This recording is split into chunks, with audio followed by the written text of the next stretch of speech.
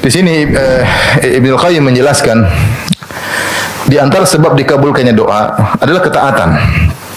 Seorang yang sering taat kepada Allah Subhanahu wa taala, maka doanya mudah dikabulkan. Bahkan dia tidak berdoa pun Allah akan berikan kecukupan baginya. Bukankah Allah berfirman, "Wa may yattaqillaha yaj'al lahu makhraja." Siapa yang bertakwa kepada Allah, Allah berikan dia solusi. Meskipun dia tidak berdoa, Allah kasih, apalagi dia berdoa.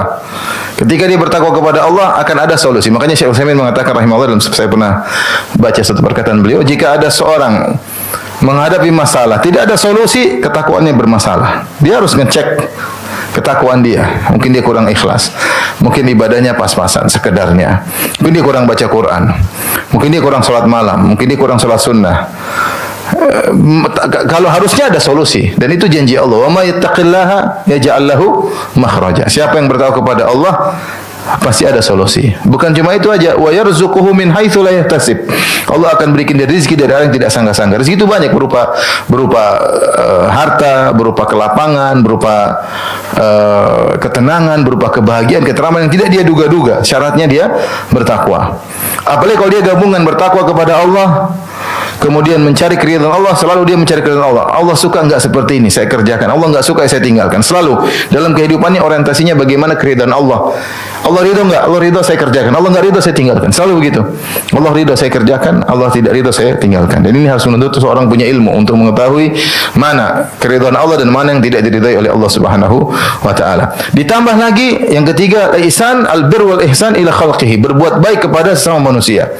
Berbaik kepada sama manusia. Jika digabungkan ketakwaan, taqarrub kepada Allah, mencari keridhaan Allah dengan berbuat baik kepada makhluk, maka mudah sekali doanya dikabulkan. Mudah sekali doanya dikabulkan, ya. Oleh karenanya orang yang paling mewujudkan hal ini adalah Nabi sallallahu alaihi wasallam. Orang yang paling bertakwa kepada Allah dan yang paling berbuat baik kepada makhluk, kepada manusia adalah Nabi sallallahu alaihi wasallam. Maka benar perkataan Ibnu Qayyim, tidaklah nikmat Allah mudah didatangkan dan tidaklah bencana mudah ditolak dengan sebab terbesar seperti taat kepada Allah dan bertaqarrub kepada Allah dan berbuat kepada sama manusia. Dalam kehidupan ini kita tidak bisa duga apa bencana yang akan berhadapan dengan kita. Banyak sekali pernik kehidupan. Dalam kehidupan rumah tangga, bertetangga, dalam rumah tangga kita sendiri, dalam bertetangga, kemudian dalam pendidikan misalnya, kemudian banyak hal dalam perdagangan, dalam ekonomi kita, banyak masalah. Kalau kita mau cari solusi satu persatu sulit.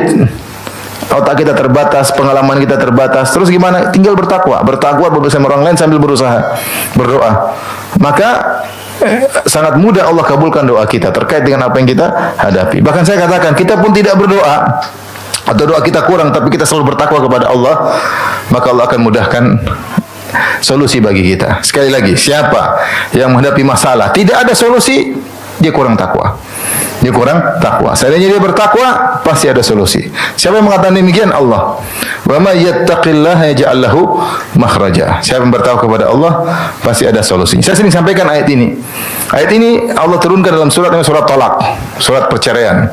Dan kondisi paling berat dihadapi oleh seorang lelaki pun wanita, kondisi cerai. Itu kondisi paling berat dalam kehidupannya, lebih daripada masalah ekonomi, lebih dari masalah tetangga, lebih masalah paling berat masalah perceraian, apalagi dia punya anak kemudian ribut cerai.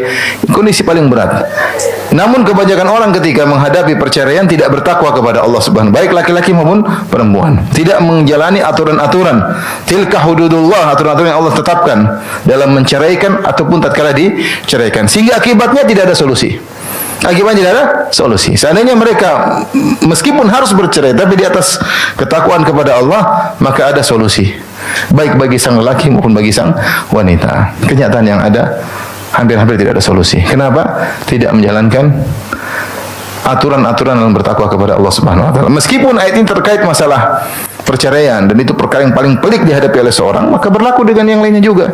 Masalah apapun, masalah rumah tangga, masalah bertetangga, masalah ekonomi, masalah orang tua, masalah dengan kakak dan adik, masalah dengan ashar, dengan ipar-ipar kita, kalau kita jalan dengan ketakwaan kepada Allah, pasti ada solusi.